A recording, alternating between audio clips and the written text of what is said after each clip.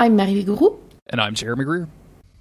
And this is Rude Eats, a delicious podcast where we sink our teeth into every episode of the show Hannibal.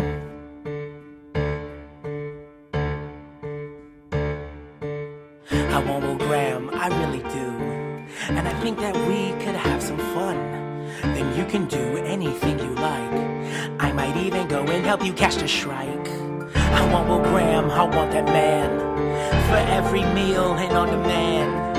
His mind shines and his body's cut. I know that he works for the FBI, but what other man has pure empathy and the ability to see my mind? Jack, what other thing have I ever asked you for? Besides, never looking into my pantry?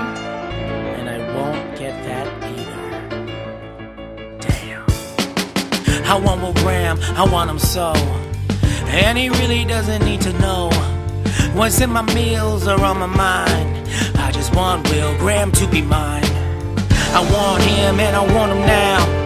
I said before, I don't care how. I'll give him tests, he'll draw a clock. And then his dark desires I will unlock. We'll be together, Will and me. We'll throw some grand dinner parties. We'll cut the flesh, we'll cook the meat. He'll eat the food just like me. Give me goddamn Will Graham.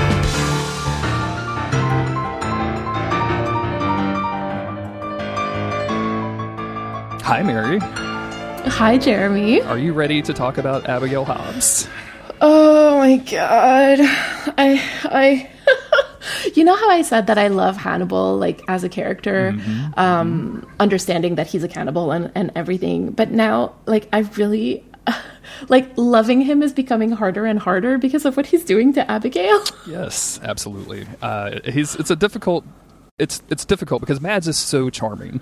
And he plays this role with, like, this kind of stiffness and like cultured sensitivity that you just want to, like, you want to aspire to, right? Like, when I see Mads as Hannibal, I'm like, I need to dress like this. I need to know these things about culture. Like, I just feel like uncultured swine. I think same. You just look at him and you're like, I want to be him. And then he does horrible things. Like, and then he just completely, like, gaslights Abigail Hobbs for an episode. And it's rough. It's rough stuff. It's so rough. So today we are going to talk about episode 4 of Hannibal, season 1, episode 4, F.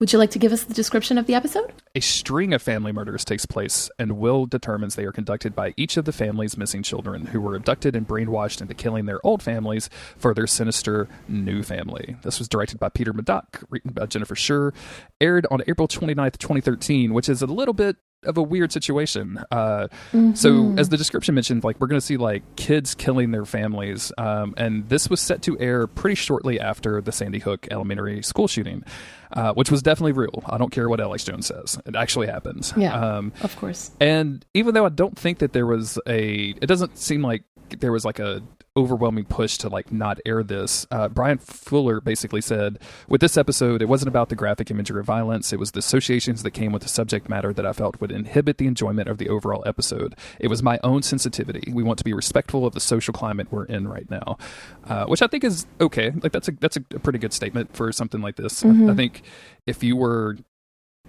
I mean, I know you've said on this podcast that you were at a school shooting, and I can't imagine, like, having see something like this unexpectedly and being, taken back into that emotional place. I think would be very unpleasant for a lot of people. It's weird that they divided this up into webisodes, though, and then like, I guess they just pulled all of the Abigail Hobbs stuff out and was like, well, nobody's going to get triggered by this, and it was like, it's just the shooting stuff that people are going to respond to. Well, that was actually exactly my question. I was like, what exactly was pulled from the episode? Because it sort of says that it's broken down into a series of webisodes, but I'm kind of wondering if there were any parts that were removed, because what I felt was particularly reminiscent of Sandy Hook was the part where they talk about children killing other children, because that's, Yes. Mm-hmm. Yeah. Yeah, I think I saw a reference online because somebody was like, hey, why is this episode, I guess they were watching it as it airs, and they were like, hey, I watched, episode 3, and it had an advertisement for episode 5. And when I started episode 4, it was only 20 minutes long, and all of the rest have been like 40 minutes long. So I'm guessing, I didn't go just track down the webisodes. I'm guessing if it's the kids killing kids and the kids killing family stuff, that's the stuff that they removed, and they left the quote unquote meta plot, which is just as bad, in my opinion. Yeah, exactly. Like, that's kind of the thing. Like, you are doing horror, and the reality of school shootings is that they are horrific. They are very real life horror. Yeah, I'm going to a movie today, and it's at a theater. We had a local shooting at several years ago, where a local artist died. And every time I walk in there, I'm just like a little weirded out. Like, it's just a little strange. Yeah. So, yeah, there you go. Let's talk about the title. You just said it, and I'm gonna try to say it. Is oeuf? Yeah, Oeuf. there you go. Which is eggs. Which is going to be a difficult thing to pull a theme out of, I think. Although you have some really good ideas that I want to hear about this. Well, yeah, because so at first I was like, okay, like, how do you relate that to the episode? But then I started thinking about, like, okay, eggs in nature, they're pretty fragile, first of all, and they also need to be nurtured. Otherwise, predators are going to come and steal eggs, right? Like, we technically, as predators, come and steal the eggs of all of the hens that are in all of our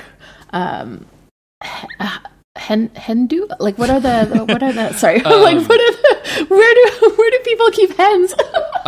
Like a coop, like a chicken coop. Thank you. Yeah. Exactly. Because I'm like, it's the poulailler. Of course it's the poulailler. I know that. Just go with it in French and let people figure it out. Just go with it in French. Yeah. Exactly. So we as human beings are predators to these eggs because we steal them and eat them. But I think that this kind of idea applies not only to the kids in this story, right, but also to Abigail, who needs to be nurtured. Otherwise, predators are going to come and steal her. Yeah. And unfortunately, that's what happens. And what we see is Hannibal stealing the egg that is Abigail, literally, like stealing her from the psychiatric hospital when she's under Alana Bloom's care. And then I think this kind of idea of being an egg also applies to Will Graham. Like, we see him changing from episode to episode as he gets exposed to more and more horror. Like, this is obviously like affecting him, and he's going through that change. I think it's interesting. I learned recently that because it's interesting when you podcast and you like have a podcast community, because you just like, people just kind of filter in and out of your life, and they listen to the podcast, they don't listen to the podcast, so maybe they're hanging out on the Discord server or talking to you on Twitter, and then they disappear for 3 years, and then they come back and they're like, I have a new gender and a new name, and this is who I am now. Cool. And you're like, excellent, that's great. But I learned that process is called cracking an egg, and I think that's a kind of a fascinating term for it. And I don't know. It's such in that example, it's obviously a very joyous experience. I find it interesting that we can apply this egg concept to both like horrible things, like what Hannibal's doing to Abigail, and also like joyous things of people figuring out who they are. So. Yeah. I mean, that's the beauty of language, I think. Yes. I love that. In terms of a specific theme, I really want to talk about family in this episode because we're like, it's very, very, very present. So let's see what comes up. And you also have some thoughts about eggs. So an egg recipe that I want to hear more about. Because at first I was, when I saw the episode title, I was like, well, this is going to be a pain in the ass to come up with a theme. And then of course you come along and kill it. I should have just expected that. Like, Mary's got this. I don't need to worry about any of this. But I put this in here. To be fair, I had even created the document. Yeah. The sheet first. I just had that trust. So I put it in here because it's the recipe for the eggs that Hannibal makes in the episode. They're called High Life eggs. The chef is Janice Poon, who did a lot of the recipes on Hannibal. She is responsible for like kind of making everything look beautiful and also kind of slightly gruesome at the same time. And there's another chef that's involved. I think she's written a cookbook about it. I'm not going to actually copy and pasted the whole recipe. I don't think we need to tell that to people, but I just thought it was kind of interesting. It's one of the most requested recipes from the show. People see these eggs, and they're absolutely beautiful. Like, it's like it's almost like what I would call like a fancy egg on toast kind of situation that he's making in the skillet. And it just, if you don't watch the show and get hungry, I don't know what's wrong with you. So. Exactly. Yeah, you reminded me actually a couple episodes back that I should be eating snacks before. Yeah, you don't want to get hungry when Hannibal is serving food. Exactly, because you're like, oh no, that's people. With that, do you want to go to our episode breakdown? Absolutely.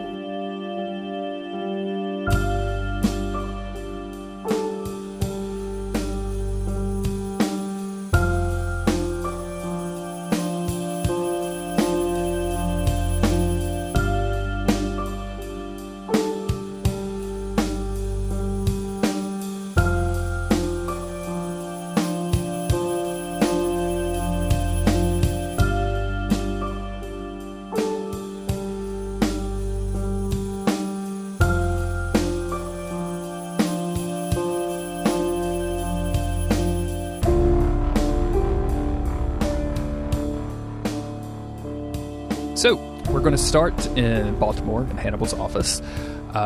Will is describing seeing his home from a distance, as if it were floating in the sky, or floating on a lake. And he says it's the only time that he feels safe.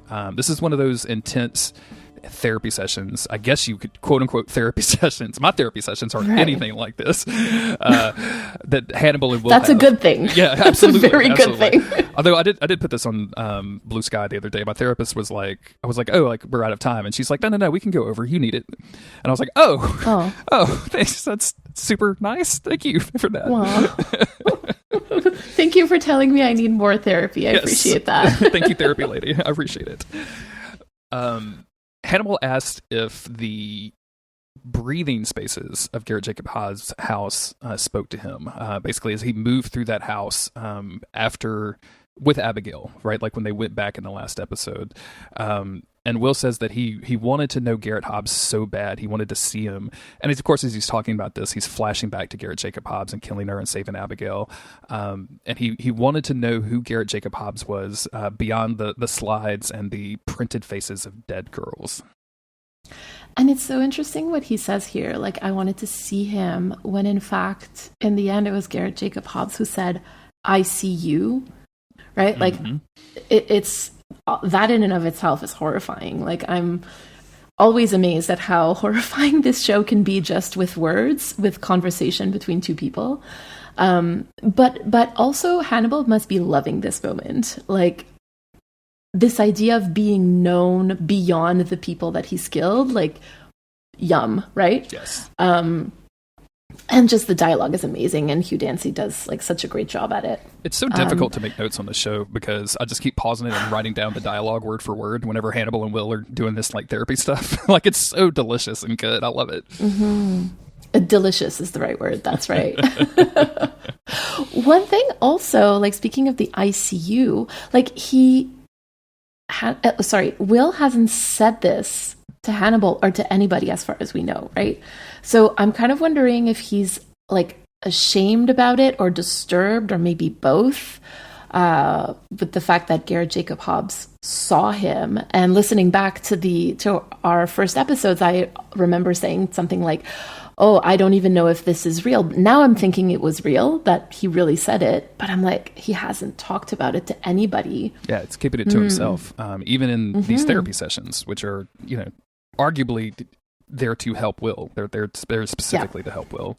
That's an interesting point that I hadn't thought of him not saying this to anybody else, including Hannibal, and keeping that internalized. And I definitely think it's like you said, it's got to be shame and being disturbed by it, because having a killer say, I see you, in a moment where you have killed has to be like, you are like me, which is what has to be Will's worst fear at this point, of becoming like the killers that he catches. Yeah. Definitely. Hannibal asked how Will felt about, I think it's Marissa, which was the Abigail's friend that was killed by, we know Hannibal, but was the FBI thinks was Nicholas. Will feels guilty, like he killed her, which is kind of fascinating. And he goes on to say that, like, even after Garrett Jacob Hobbs was dead, he felt like he was living the same moments with him. In other words, when he was showering, Garrett Jacob Hobbs would be showering at the same time. When he's eating breakfast, Garrett Jacob Hobbs is eating breakfast at the same time. And Hannibal says, do you feel like you were becoming him? And Will is defensive, and he says, like, relatively shakily, I know who I am. This got me wondering if Hannibal was not only trying to see if he can get Will, like, to understand serial killers, right? And by extension himself, but also to become one. Like this, again, if we take the idea of the egg, right? If Will is an egg, when the egg hatches, what will Will become? Like, is he a serial killer or not?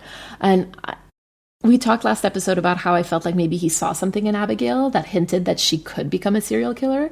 Like, is he hoping the same for Will at this point is my question.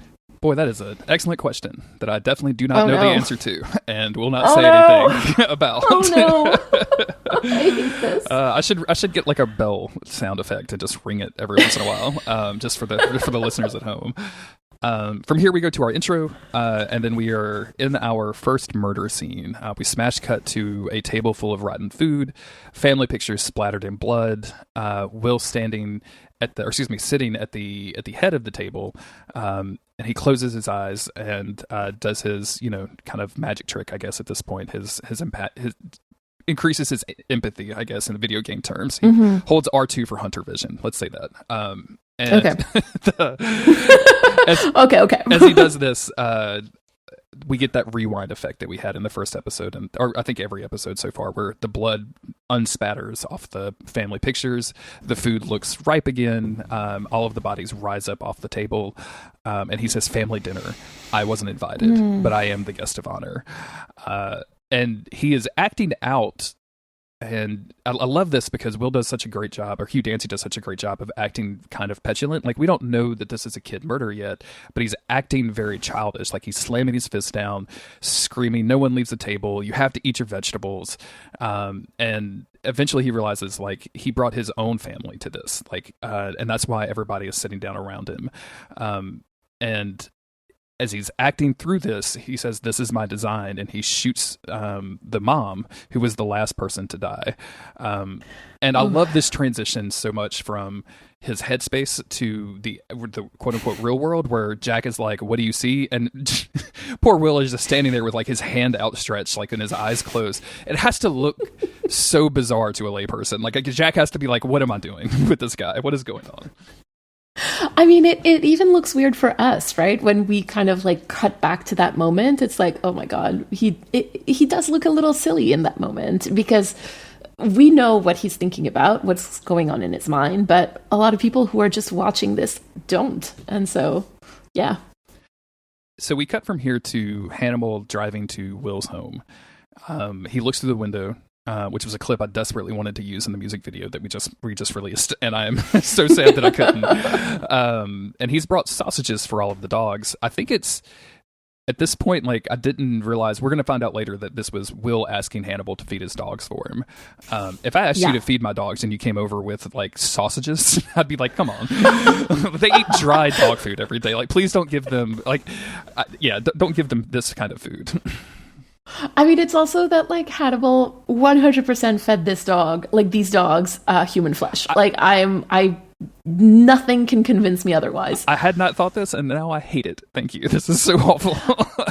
Of course he did. I'm sorry. Like, I will not accept any other theory. Hannibal walks around, kind of soaking Will in through his home. There's a piano in the corner that's slightly out of tune that he, like, plucks a little melody. There's a boat motor in the living room, which is like a Will Graham thing. Like, Will Graham working on boats is like a thing, and it's part of his personality in the books and the movies and everything.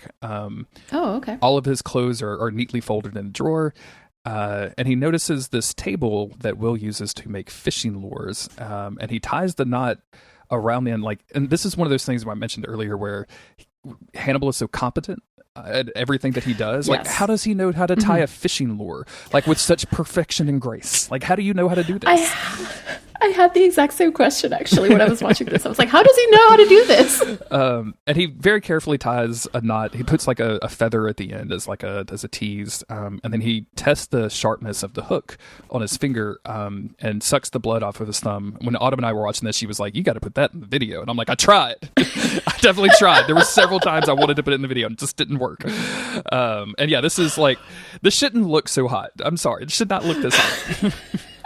I mean, I completely agree with you. I was like, ooh, like, just that little, like, shiver down your spine. You're like, oh my God, like, this should not, like you said, this should not be hot. I should not be excited looking at this. But so watching this, first of all, I was wondering the same thing as you, right? But I was like, I need to stop taking notes about all the questions that I have. Because like, obviously nobody can answer me. But I really felt like this tied back to Hannibal asking Will how he spent time in Garrett Jacob Hobbs's breathing spaces, right? Like Hannibal is literally asking Will's environment to tell him about him. So then if we go back to that conversation where we're wondering if Will got changed by Garrett Jacob Hobbs, like, is Hannibal also being changed by Will, right? Yes. That is such an excellent question. And I just want to say that I love the idea of bringing this back to the breathing spaces, because even though I had like that idea, I didn't actually connect the words to the previous scene, and that's so good. That feels so just amazing. A great connection. Well, I mean, it's written that way, right? Like they did such an amazing job writing these episodes. Like all of them are like, you know how like TV can feel like very formulaic. Like this does not. This feels crafted. Yes, absolutely. It's one of the reasons I love the show so much, because it's not I hate saying it's not typical TV or whatever, but like it's not you know, it's not a by the numbers kind of show. And anytime a show like puts this much art and work in, because they could have just underlined this like in a way, yes. Like they could have made it very obvious, and they didn't. Like instead they just he just walks in and it just seems very casual. But then you think about what he's doing and you're like. And I think this is also something that like we do. Like if you went to a friend's house to feed their dogs, you'd probably wander around a little bit. If you're nosy, you might open the medicine cabinet. I'm not judging you. I'm just saying it happens. But I mean, it's something that everybody does. Of like, I'm going to look at this person's home to find out more about them. And yeah, it's a very excellent question. Is Hannibal being changed by Will at the same time that Will is potentially being changed by Hannibal? Like, are they changing each other in any kind of way? Yeah. We go back to Connecticut to the crime scene, and we learn that the family that was murdered, which was mom, dad, and then two girls, also had a child that ran away. And then Will begins to talk about the kind of layers of Foss family, and one of our ERT team. I still don't know the guys' names. I don't think they've actually been named in the show yet. That's really frustrating. But he says it's Norman Rockwell with a bullet. The ERT team in this episode is just like full of quips. Sometimes I don't like it.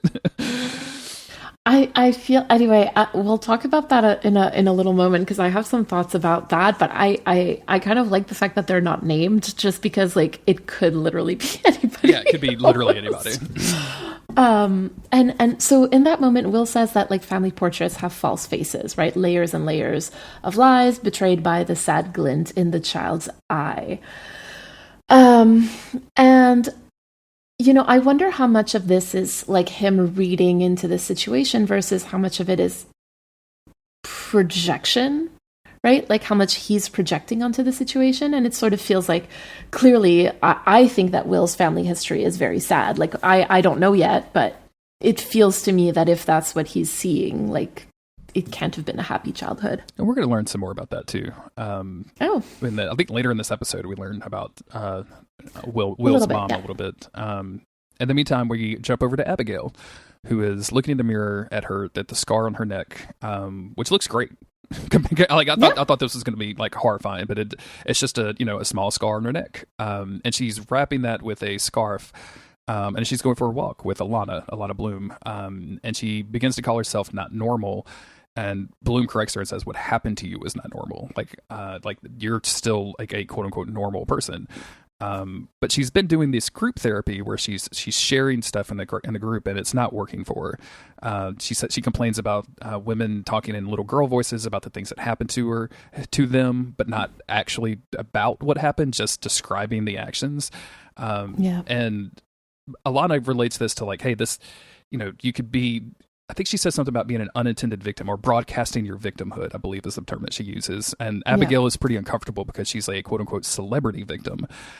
People are asking like, did you keep your bloody clothes? Because the story is so huge and scandalous that everybody knows who she is. And all poor Abigail wants to do is she just wants to go home. That's all she wants to do. Yeah. Well, I feel so bad for her, honestly. Like, I know I was really distraught last episode by Abigail, and I didn't know, like how to even think about her. But in this episode, she really seems like she's much more open with Alana, first of all, and just all around like more genuine, like a traumatized child to a certain degree, like very young for her age. And I think that's something that comes up. Like she just looks so lost. I really felt for her. It's interesting how they just in the course of 4 episodes have changed her character, right? Because she was barely there in the first episode, she was barely there in the second, and then the third we get this like great character arc with her kind of learning about all of the horrible stuff her father did, going through this traumatic experience, and then here it seems like she's healed a little bit, right? Like it seems like she's doing the work. Like we don't really know how much time passes between episodes. They don't really tell us that, but you get the sense that it's been weeks, and she's been working in this group therapy and with Alana to become better, and it seems to be working, which is even more tragic.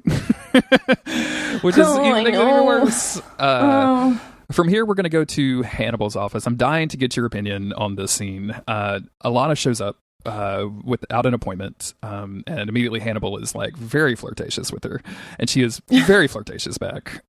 Hannibal has a glass of wine. She has of course, Hannibal just has some draft beer on hand somehow in a very tall beer glass.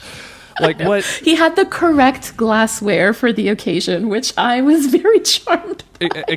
We talk a lot about competence, and I know. Yeah, and I've heard people say that like in the X-Files, the reason people like Skinner so much is because he's competent, like he handles business, and Hannibal is like the extreme of that, of just he's just prepared for everything at all times, and it's just amazing. I mean, imagine having a full set of glassware just in your office, hanging out there. This is his office. It's his office, Jeremy. How do you have this in your office? I don't even have that kind of glassware in my home. I've got pint glasses office. I've stolen from bars. Like I can get you one of those. Like I got that. I don't really have like a long whatever this is. Like I'm not going to get you a Pilsner glass if you come over to my house or anything. Alana's here too. Oh, well, it's off then. I'm sorry. Like, podcast over. I can never come over. Podcast over. Alana is here to talk about Abigail, and she's basically saying that she's suffering from a low-grade depression, and it's really difficult for her to see Abigail in this state. And Hannibal begins to encourage the idea of letting Abigail into quote-unquote the real world, that she should be out learning things and standing on her own 2 feet. And Alana disagrees very voraciously. It's like, absolutely not. She needs to be helped in a clinical environment. Like if you put her in the world, she could have reactions that she's not prepared to deal with. And they do this thing, and I like this because Hannibal's like, well, I'll trust your opinion. I trust the passion of my friend. And then they like talk about passion a little bit. It's like passion warms the blood, and I'm like, are you guys about to smooch? Like, what is happening right now? It gets the blood pumping, is what he says, and I'm like, I don't like this. I'm dying to know how you interpret this scene because do you ship it? Like, I do not. You do not ship it. Okay. No, I do not ship it. I mean, okay, so on the one hand, I can totally imagine that it must be really hard to date as a psychologist or as a psychiatrist. Like, I get that. And maybe, like, if I didn't know that Hannibal was a cannibal and, like, clearly had the hots for Will, maybe I would be shipping it, but it just made me uncomfortable. I was very uncomfortable with everything that happened in this scene, particularly the comment about the blood pumping. I was like, I don't want any blood to be pumping anywhere, sir. Like, no. It's also that, like, Mads is so unintentionally sexy, or, like, effortlessly sexy, that when he actually puts any kind of effort in him at all, you're like, whoa, hold up. I need to, like, a lot of might as well not even be in the room at this point. Like, I'm just like, what did you just say? Exactly. I get that. Yeah, I did not like it. So that was my impression of this. If we just come back to what Alana was saying, I think that the reason why she disagrees that Abigail should be out into the world is that she says that, like, she was very attached to her parents, and that if Hannibal were to step in as some kind of surrogate, it would only be a crutch. And again, she's speaking the truth, which is really wonderful. But in this case, I'm kind of wondering if she's not, like, inadvertently giving ideas to the cannibal. Sure. Yeah. It's obvious that Hannibal respects Alana. Like, I think we see that in his interactions with her. Like, we see the same kind of respect that he gives Will, just in a different format. And I think it's interesting that we don't get this level of respect with him and Jack. He seems to like kind of hold Jack at a distance a little bit. And we'll see a little bit of that was in this episode a little bit later. From here we go to the morgue, where the FBI team is looking at all of the bodies. They're kind of going round robin around the room talking about their family histories. And then one of them guessed that Will is a single child. Only child, I think is what you call that, not a single child. That's fine. We understood what you meant. And Will says, "Why do you say that?" And the guy's like, "Family friction is usually a catalyst for personality development," which is the coldest burn I've ever heard in my entire life. Like, who are you? Why are you doing this to my friend Will? Don't like you. It feels very sibling-like, though. Yes, absolutely. Which is really, really funny. Because I think in this whole moment, they feel like siblings. And remember how you said that they don't actually name the guys in the ERT team? Mm-hmm. One of them goes at one point, "Oh, I was a twin." And I'm like, "Oh, well, there you go. Those are the twins, right?" So Beverly talks about being the oldest daughter. So she's the oldest daughter. Jack is dad, for sure. Of course. Jack is dad. Mm-hmm. Beverly is older, sister. Then you've got the twins that are like the younger siblings, but then you have Will, the awkward as middle child, who wonders where he fits in, right? Mm-hmm. And earlier this episode, we had like a very important image of like a family sitting around a table for dinner, and here we have like a family sitting around autopsy tables, right? What a great Hopefully observation. Not for dinner. Yeah, this is just such a great observation of like how it's just very good. I don't have to say any more than that. I don't need to belabor the point at all. But like I really like the connection of those two images. We learned that all of the victims had some sort of defensive wounds, except for Mrs. Turner, the mom. And Will sees this as forgiveness, which is quite the pull of just basically. And Jack is confused. He's like, "What kind of victim would forgive the murder before they're murdered?" And Will says, "A mother." And then we cut immediately to Hannibal asking Will about his mother. And I love this back and forth so much. It's just, Will says, "This is lazy psychiatry, asking about my mom. It's low-hanging fruit."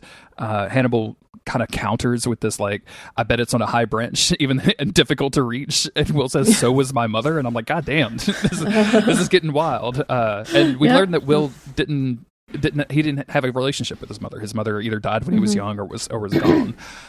So to your point earlier about Will having a difficult family, he kind of describes it as, following his father around.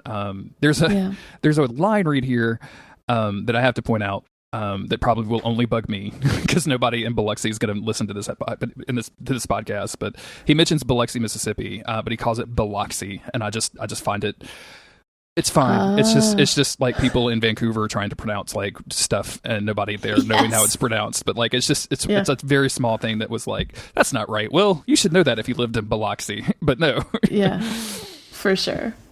And then Will asked Hannibal like about his family history, and he says, his mother and father died when he was very young, and he was adopted at 16. And he kind of goes into some more detail after this. Mm-hmm. And I really like that he's like answering Will's questions, right? And if he wasn't a serial killer, I'd have to give him a gold star for that, because that again is really cool. And I never want to lose sight of the fact that he's a serial killer and that he eats people. But it's hard sometimes. It is. It's hard to remember that this nice, charming fellow is also one of the most evil men in history. Exactly. Will remarks that both Hannibal and Abigail are orphans and says that they have that in common. And Hannibal says, "I think you'll find that we both have a lot in common with Abigail," which, yeah, that doesn't make your spine shiver a little bit. I don't know what will. Not in a good way. and Will says that this concept of family feels very odd to him. And then like casually thanks Hannibal for feeding his family of strays, which we saw earlier. Yeah, and like you said, I couldn't quite tell at first if Hannibal was there like at Will's request or if he was just breaking in, and so I was pretty scared the whole time that it happened. But so Will has his own family of like strays, like the dogs, but he also has like his BAU family where in this case, like he actually wonders where he fits in.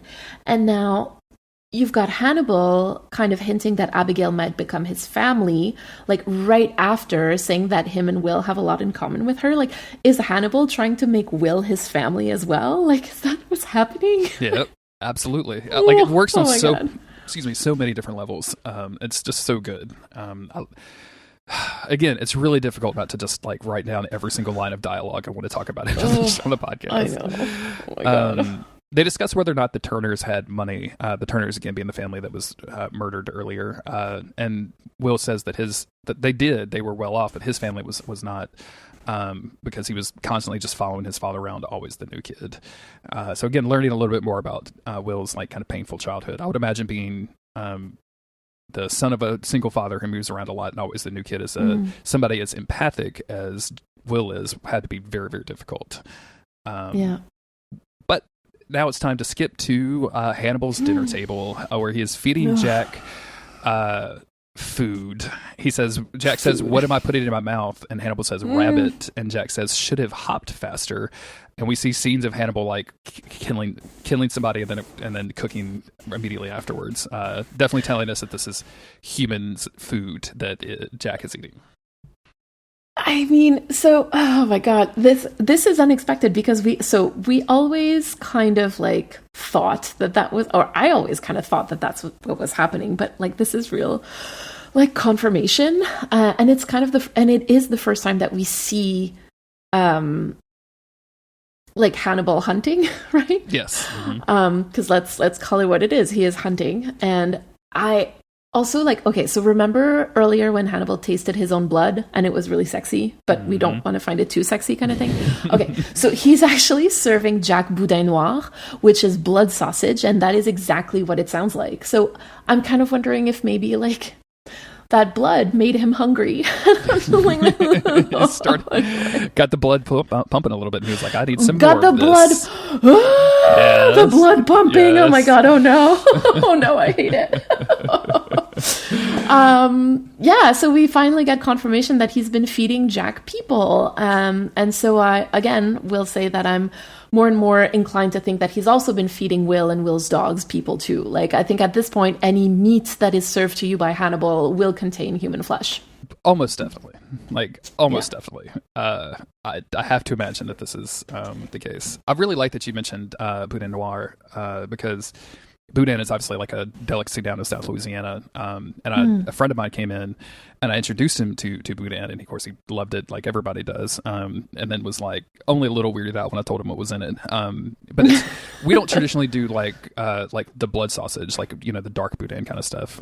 So he went back up to his hometown in Portland, Oregon, and like sent me a picture. He's like, "I found a shop and it has boudin, but it's called boudin noir. Should I get some?" And I was like, "Absolutely not, dude. You are not going to enjoy that experience. That is not the same thing that I would serve in you, I promise." No, not at all. Yeah, there you go. You need to.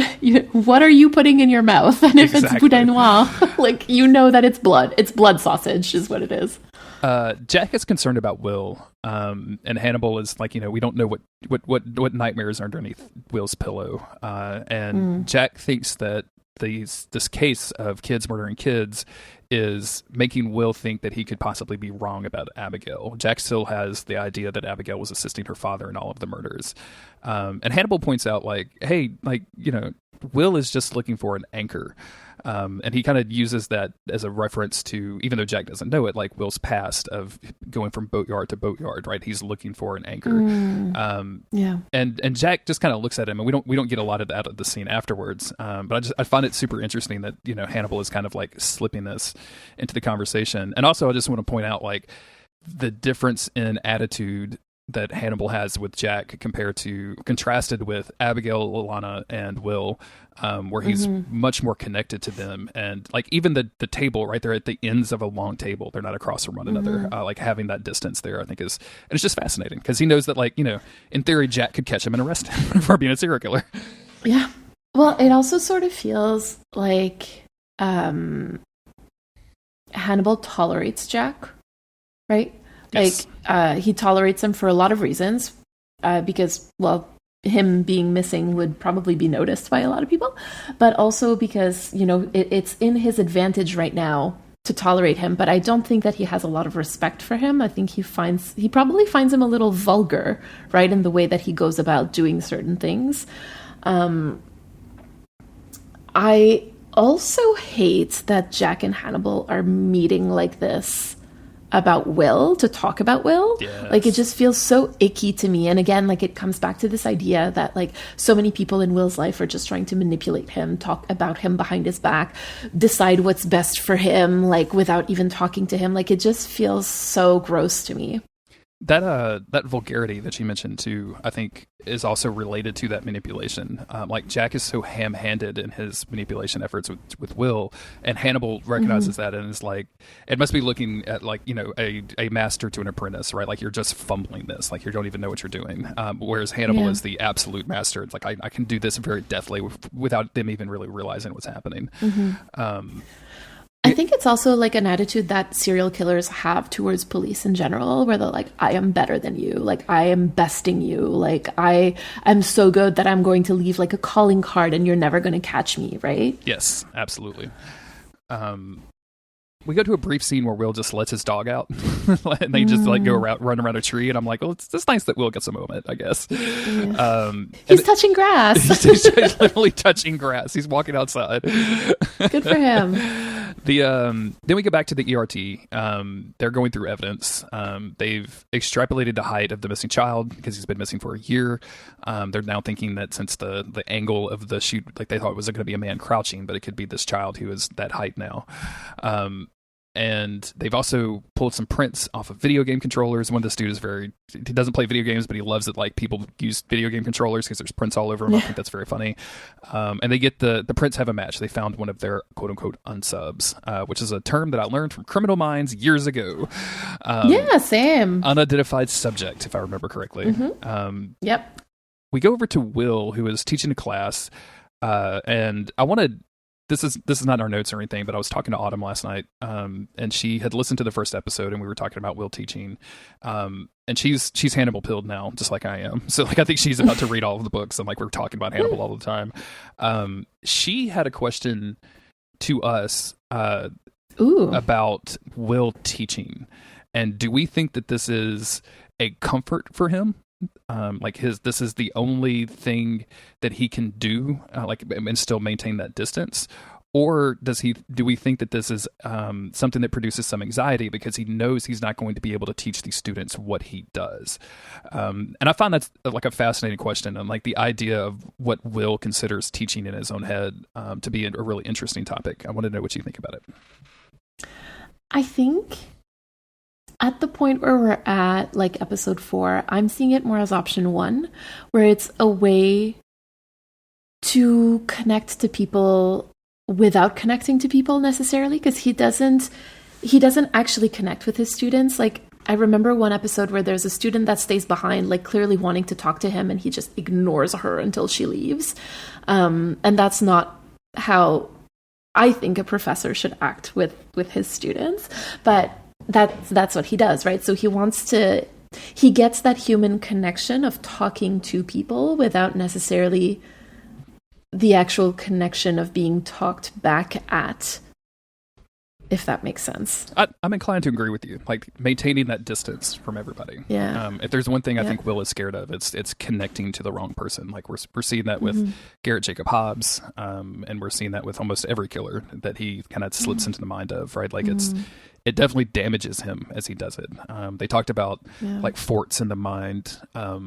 I think in the first episode where Hannibal meets Will for the first time, and then, like, every time he does this, every time he has to talk about this stuff or get close to it, that fort, like, loses its defensive rating a little bit. To put it in video game terms, I guess. I don't know what I'm doing. It loses a wall. I don't know what forts do. I don't understand forts. I'm not a fort guy. They erode, I guess. I don't know. But it just makes me so sad, this idea of, like, being so afraid to connect to the wrong person that, like, he's now connecting to Hannibal. Like, I mean, of course Hannibal is hot. Like, I get that, but he is so the wrong person.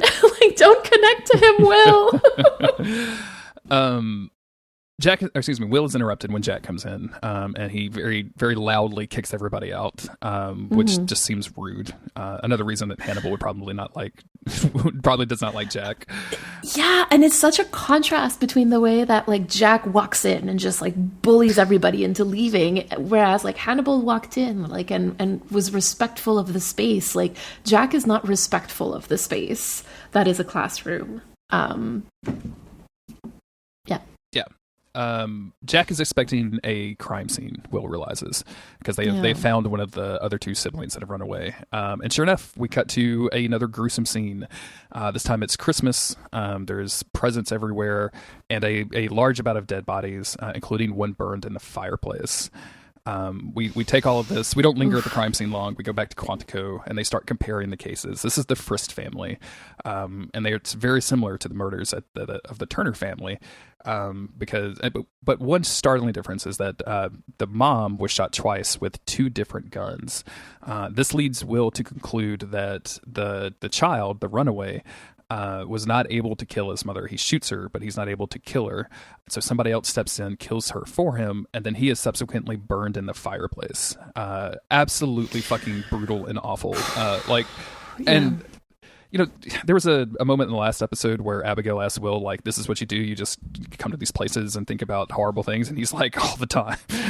Like, as little as possible, but I definitely do it. And this has got to be, I don't respect cops on a general level. But seeing this kind of stuff, solving these kind of crimes has to have such a damage on your soul. Like, it has to put such a mark. So. Mm-hmm. Oh, definitely. Like, I can't even imagine having to really think about these things and like motivations and stuff. Like, that's just completely out of the realm of my existence and my capabilities. Like, I cannot do that. Yeah, it's extremely disturbing. We switch over to a diner where famous comic actor Molly Shannon is here, everybody. Yes. This is such a wild role for her. You know her from SNL, you know her from a bunch of comedy movies, and then here she is leading a group of kids to murder their own families. But she's so good she's so it. good. Like, yeah, she just has that genuine, like, just earnestness with all of these kids that just makes you want to believe her. It's just kind of like Hannibal, actually. Yeah, it's we haven't talked about our family theme in a while, but it's very clearly laid out here, where she says, the family you think is your family is the stepstone to your real family. She's basically collecting these kids and having them murder their previous families as a way to bond them with her. There's 3 kids that she has. There's an older one whose name is CJ and a younger one whose name is Christopher. And CJ is you could tell he's like full in, like he has no reservations anymore. And he's like, don't worry about Connor, the child that they burned in a fireplace, which has to be horrifying as a child to see. And this is all like from the perspective of them at a malt shop. Like, they're all having ice cream together, which is a very family thing, which is like a basic family, like, bonding experience when they're talking about, like, you can only have one family. It's all just so disturbing. It is. Like, I have no notes for this section almost, because I'm like, this is just so disturbing. Like, they do such a great job at making us feel uncomfortable about this. Yes. It's very disturbing. Hannibal is a very disturbing show, everybody. I don't know if you knew that or not, but it's a very disturbing show. Also, wait till the next episode. We're going to crank it up a little bit, so that's going to be fun. Oh no. Beverly arrives at Will's classroom / office and begins to talk to him about a sculptor named Willard Wiggin, who works on these like tiny miniatures, like carving. I think she says carving the Obamas into like a tiny candlestick or something, and saying that he is so focused that he can work between the beats of his heart. I don't know what that means at all. Like, that doesn't make any sense to me whatsoever. But I do love the fact that Beverly is basically like constantly poking the bear that is Will Graham, and Will, who has no real connection with Beverly at all, just basically chooses to ignore her at all times. He's not even processing this. She's going to bring up Willard Wiggin again at the end of this conversation, and he's like, who is that? Like, this has not even heard her because he's so focused on what he's doing. There you go. I think one thing that I really appreciate with Beverly is that she sees him for who he is, right? Like you said, she's poking the bear that is Will Graham, but like, she's always she's always spot on, right? And she also doesn't try to change him, which in this show I really, really, really appreciate. And she's also not talking about him behind his back. She's saying all of those things to his face, Yes. the way that a like older sibling would, right? Like, I love that. Yes, absolutely. I do too. She's here to tell Will that they found a ballistic match on one of the guns. Something that I don't think has really come through on the show that is very present in the books is like in the books it's very much like he goes into a lot of detail about the procedure of criminal investigation. Like there's a lot of like fingerprinting and taking it to certain labs and all of this kind of stuff. And I think like when we see in the show, when we start talking about like, you know, we found an upsub or a ballistic match, I think that's where they're pulling that from. I think they're trying to maintain that same vibe. It's weird because it does not fit at all. Like every time they do one of these, I'm like, I don't care. Like just like in the episode with the pharmacist, you just literally like cut to you guys rating the place. That's all I need. Like I don't need to know the details. But they have found one of the kids, and they have also found a missing child that matches their kind of profile that they've been creating in CJ. And then we go over to the family, our quote unquote toxic family, killing family. I don't know what we call him. But Molly Shannon is like paying. They're at a convenience store. She's paying for something at the register. And CJ, the older child, basically stares at Christopher so hard that he literally is so scared he wets his pants. And of course, Molly Shannon has to like freak out over him. She actually says like, she goes, "Oh my God, this is so embarrassing, but not embarrassing for you, you know, small bladders." Like it's like really charming for someone who's asking that child to murder their family later. But I was like, wow, that's a great way to deal with a kid wetting his pants. Like that's really nice. Just like Hannibal, right? Like right, very, exactly. very charming, except for the fact that he eats people. Like just putting that out there. I know that in this moment, the show is trying to make us think that like CJ is bad, right? Because like he's staring at Christopher from like behind soft drinks, and it's very creepy in that moment. But like we know that the mom is the mastermind, right? We know that it's not CJ, even though like the ERT team sort of thinks that maybe CJ is behind this. And I honestly read this like immediately as CJ being pretty terrified that Christopher isn't going to survive this like trip home, just like Connor didn't, right? And I'm like, imagine having lived through how many of these kids like either being able or not being able to shoot their own family. Like I can only imagine the horror of that.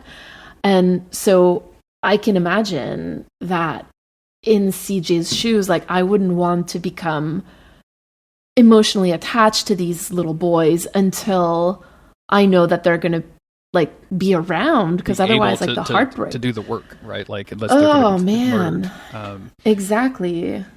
Like, because he's just trying to survive. Like, I don't know. He's a kid. He's a child. He's a child. And this goes back to our egg thing, right? Where, I mean, she's literally like stealing eggs from other families and raising them as her own, which can sometimes happen in the wild. I am told. I'm not a nature scientist, whatever you call those guys. But like, this is literally her stealing children and turning them against their original families. And it's just horrifying. Will arrives at Hannibal's office and he's very distressed.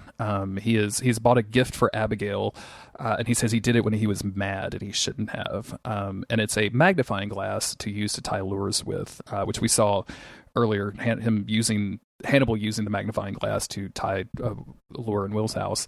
And Hannibal immediately like picks up on this. You're teaching her to fish, and her dad taught her to hunt. Which are, two very distinct things with two very different outcomes. And he asked Will if he's feeling paternal. And of course, like, Will is like, yeah. And he actually asks, like, aren't you? And Hannibal goes, yes. And I'm like, oh, dads. It's dads. Oh, dads. Oh, my God. And then I come back to reality and I'm like, oh no, dads. No. These are bad. These are bad dads. These are terrible dads. These are bad dads. Yes. Bad dads. Bad dads.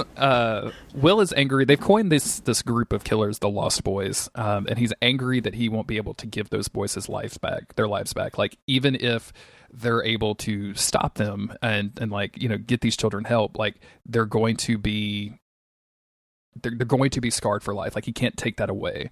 And Hannibal, being Hannibal, immediately like redirects this to Abigail and says Abigail is lost too. And he wonders that even though Alana Bloom doesn't think so, maybe she would need a father figure in her life. And I'm just so annoyed with him in that moment because he just keeps bringing this up. He's like not even being subtle about it anymore. Like he's just completely manipulating Will into like thinking that way. And I just don't understand how Will doesn't see it. Like he's supposed to be this super like empathetic person, like who's able to like read situations and people. Like how does he not see Hannibal? Oh, anyway, okay. I gotta chill. The movie Red Dragon is Anthony Hopkins as Hannibal Lecter, and it just had his name. Oh crap! It's gonna bug the crap out of me. Fight Club dude, Edward Norton as Will Graham, and the very first scene. Will Graham goes to see Hannibal and he's like, the profile we've been working on is all wrong. Like, I think he's eating them. Like, he's just, and then as he talks to Hannibal, like, about it, and Hannibal is helping him with the profile of himself. And, Edward Norton is clueless. He, like, as they talk, he realizes. And I feel like the same thing is happening here. Like, Will is so caught up in his own stuff and these murders in this TV show that, he's not paying attention to what he should be paying attention to. And sure enough, like he's not seeing the predator that's right in front of him, right? 100%. Hannibal goes to visit Abigail at her psychiatric ward, I guess, offering her a quote night out at his place, saying that he's going to cook for her. And she immediately wants to stay the night, saying that she has nightmares in this bed. And he's like, no, you must sleep in your own bed. But tell me about your nightmares, which is so Hannibal. And she describes her friend Marissa sending her, she calls them picture text, which is very quaint, very much like that. Yeah, I know. Sending her, so 2013, right? Sending her picture text of crime scene photos of Nicholas, of what she did to Nicholas. And of course, her killing Nicholas is a secret that only her and Hannibal share, and she can't talk about that in her group therapy, right? She says she has to get used to lying. And Hannibal responds with, when you're with me, you don't have to lie about anything. And I'm like, Jesus fucking Christ, Hannibal, come on. What are we doing here? This is so terrifying. I mean, okay, so one thing that I really did appreciate is that, like, so we know, again, I keep saying this, but like Hannibal's a bad dude. He eats people. We know that. But at no point in this conversation did I feel,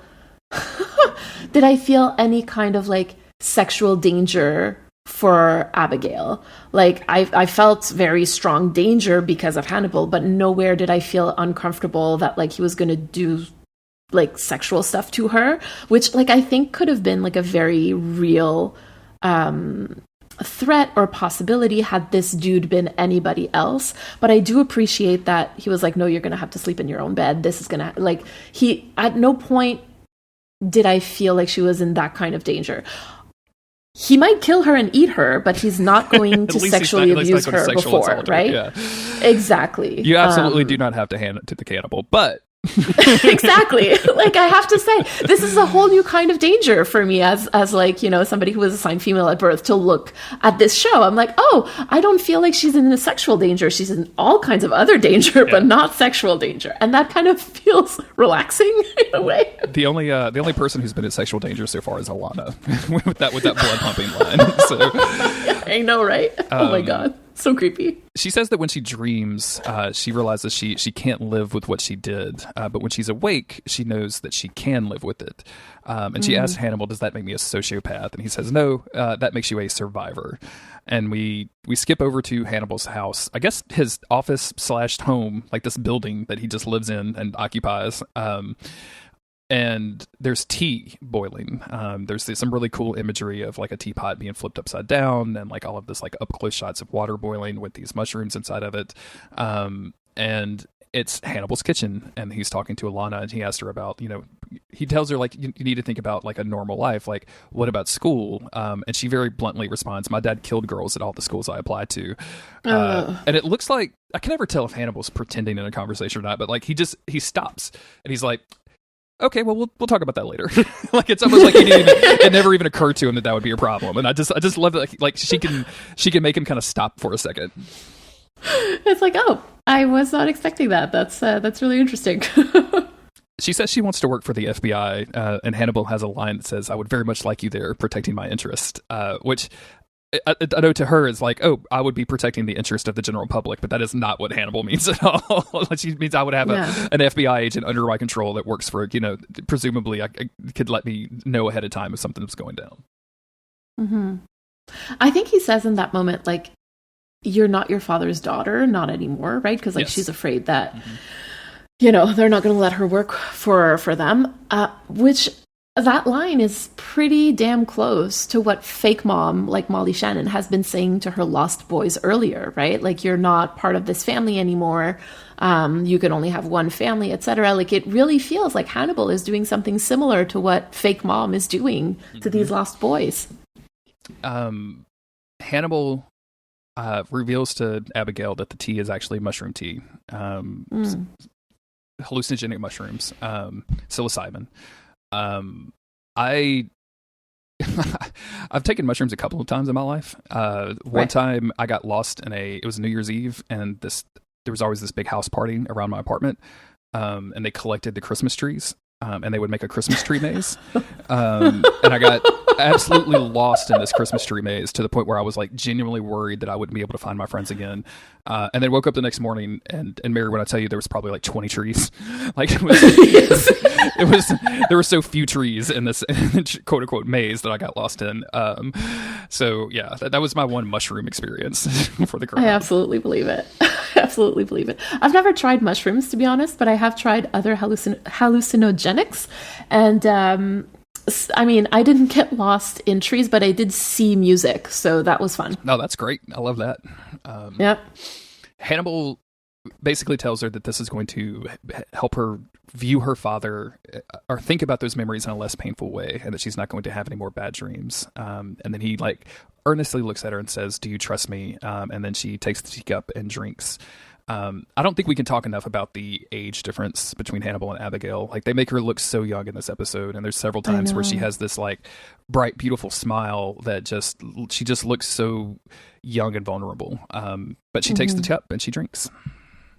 So I actually know that there have been studies out there showing that hallucinogenic mushrooms can help with healing trauma. And it's a bit of a taboo discussion, like in the medical world, for a bunch of reasons.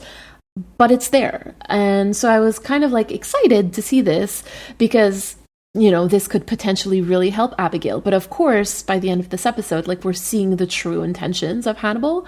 And it was not to help Abigail, which, I don't think I was ever really thinking that it was his true intentions, but I don't know. It's just, I feel so bad for this girl. I just want to take her away from these men.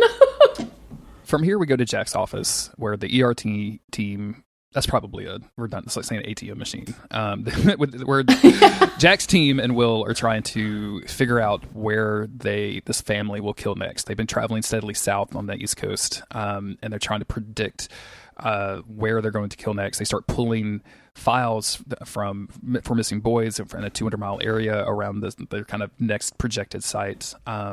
And Will starts insisting that there's a different pattern that they're not seeing of capture bonding, basically describing it as, in the wild, you have to empathize with or sympathize with your captor in order to survive. Otherwise, you won't. And I'm just so happy they didn't go into the Stockholm Syndrome thing, because I've learned that Stockholm Syndrome isn't a real thing. And I'm just so glad they didn't say it. It's also that proximity tends to breed understanding, right? And so when you're in proximity with people that you, even though are your captors, you there is a possibility that, like you said, capture bonding, you are going to bond with the people who are closest to you. Yeah, I don't know. Good stuff. Yeah. We jump back over to Hannibal. He's making eggs and sausage. This is the high life eggs we mentioned at the beginning of the episode. And Abigail begins to trip very hard, trip balls, as we said in our DMs on the way over here. Exactly. She begins to see the woods and her father and her, where they, I put in my notes, oh, no, never mind. She sees the doe that she shot, and she sees herself murdering Nicholas, and she drops the teacup and it shatters on the floor. I'm just going to lay this out just very briefly. Teacups in this show is a thing, and I just want to talk about it so badly, but I'm gonna wait until a more appropriate time, because all that happens here is she drops it, the cup shatters, and Hannibal, of course, is not mad at all. He just walks over and starts cleaning up. Abigail asks if Alana said this was okay, and I'm like, of course she didn't. And she says, more secrets for us. And Hannibal responds, you and I will have many secrets. And I just want to scream at the moon. I mean, same. Like, listen, okay, completely off topic, but I have to say that when I saw the sausage with the eggs, I was like, she's going to recognize the taste of human meat. Like, I was genuinely concerned that she was going to out Hannibal as a cannibal, because, like, as far as we know, she's been fed human flesh before, right? And now, what's gonna happen when she goes, oh, these taste just like dad's? Like, what's gonna happen then, Hannibal? Oh my God, have you not thought this through? I don't know. Feed this woman pork, for crying out loud. Yes, anyway. Please just give her normal food, please. Give her normal food, please. But also, like, with the thing of, like, keeping secrets between adults and children, like, to me, this is such a red flag. Like, obviously this is all a red flag, but, like, the secrets part is particularly very much of a red flag, because children should never have secrets with adults, right? Like, that's just basic abuse prevention. Like, teach your children and the children around you that any adult that wants them to keep secrets is just not a safe adult for them to be around, and teach them the difference between a surprise and a secret. Like, just yes, children should not be keeping secrets for adults, period. Absolutely agreed. Hannibal begins to describe what the psilocybin does, and tells her that he wants to give her power back. And as he's doing this, he's directly in her face. His hands are over her face, which, as someone who's had hallucinogenics before, like, that's a very intense moment. Yes. Like, if you're staring in someone's eyes like that, especially Mads Mikkelsen. And he asks her to, he says, let me be your god. It's just the most horrifying thing. It's not good. No. I was not happy about that. He walks back over and begins to prepare the potatoes. I have it in here as the egg trick, but it's a potato trick where he throws a potato in the air and then, like, it lands on the sharp edge of the knife point. This stuff like this is going to happen several times, and it's absolutely Mads Mikkelsen doing it. And, like, even the crew was like, "What the fuck did he just do?" Like, we thought we were going to have to I read an interview one time when someone was like, "We had this whole thing planned where we thought we were going to have to do all this work, and then he just did it. We didn't have to do anything."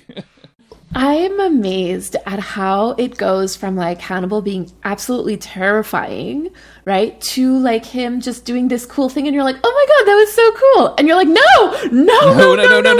don't do it. Exactly. I cannot be charged by this horrible, horrible man. Abigail points out that eggs and sausages were the last meal that she had with her parents before her dad killed her. And Hannibal responds, I know, and it's also the first meal that you've had with me. And Abigail's smile is so sweet here. She looks so delighted, and it's just so heartbreaking. It's so heartbreaking because he's, like, really manipulating her into seeing him as family, right? Like, if we remember earlier, Alana says to him, like, she was very attached to her parents and stepping in would be just a crutch. And he is, like, literally taking this as, like, an instruction manual on how to bond with this girl. And I just feel so awful for her. Yes. We go over to Quantico. Alana, Will, and Beverly are going through the files that they've pulled for missing boys, trying to find someone who matches. Will describes the boy as a paradox, as an outsider who doesn't look like one, because they're the boys that they have found so far, like, on paper, like, I think they even said at one point, like, he was even kind to animals. Like, they don't match any of the known, like, profiling methods they would normally use. And I like this a lot. Just Will describing this. I like it too, but at the same time, I feel like for a lot of reasons, like, we have very little information about the actual investigation, which I like. I don't need to know. Like, if I wanted to watch Criminal Minds, I'd be watching Criminal Minds. But, like, it really feels like Will is more describing himself than the actual boys, right? Like, we don't know anything about these boys. Yeah. So I'm just kind of taking it as, like, he is describing himself.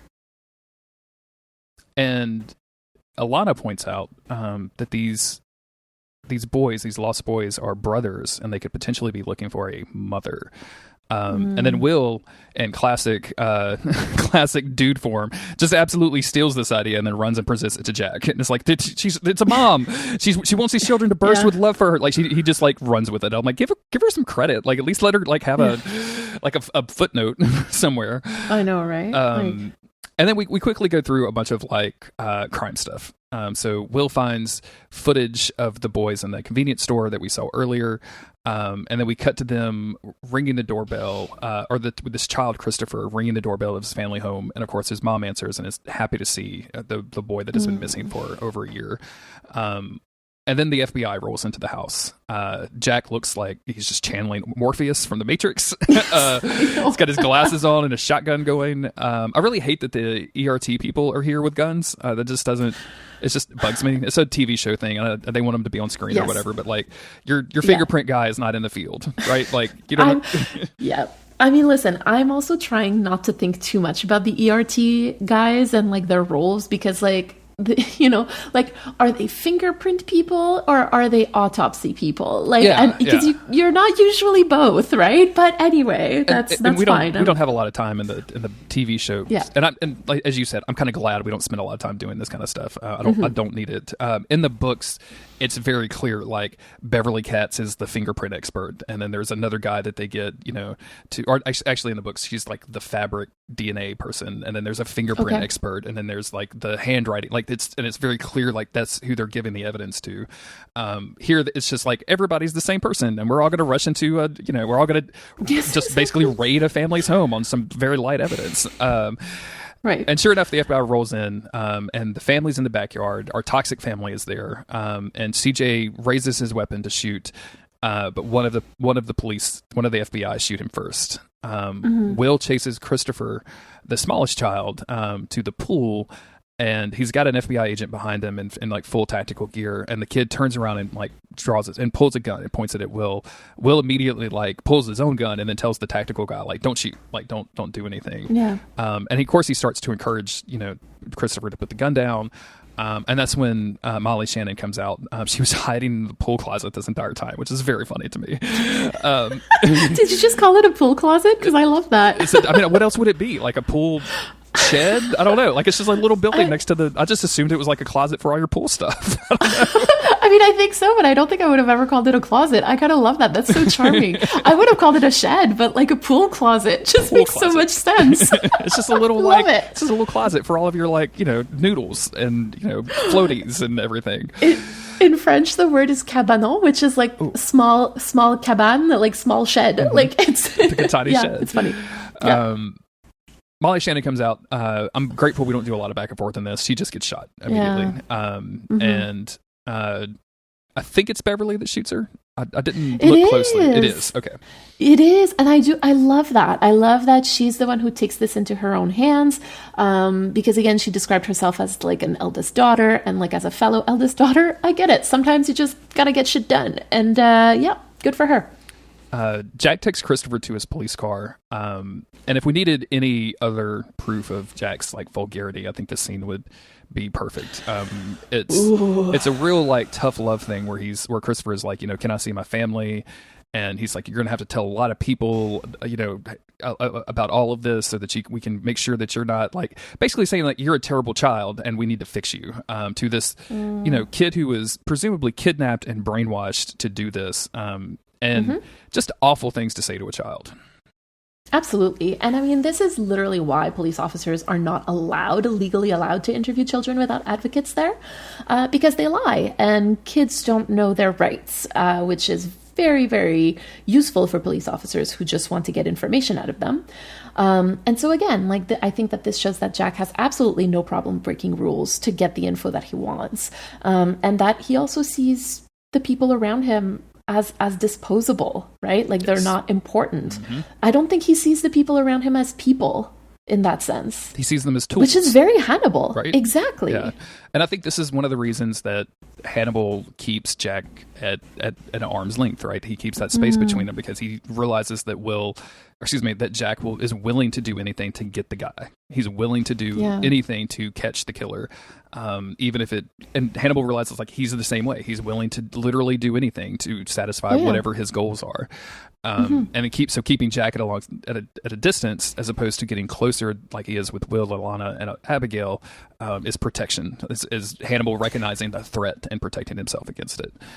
Well, you know what's really funny is that almost in all of because I just listened to them, but like in almost all of the episodes so far, I've said something like, I think Hannibal is recognizing something in X character.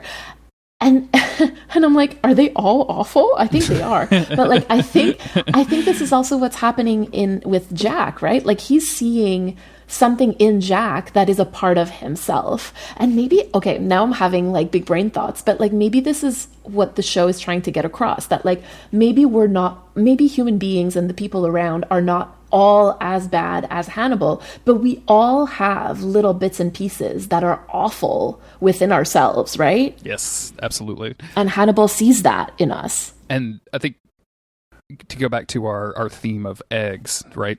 Hannibal sees that, and he wants that to hatch in everybody that he sees. Like that's very specifically what he's doing with with Abigail, and we think that that's what he's doing with Will right now. With the conversation about Garrett Jacob Hobbs at the top of the episode. That's absolutely, your big brain thoughts are right on point. Absolutely. Phew. Okay, good.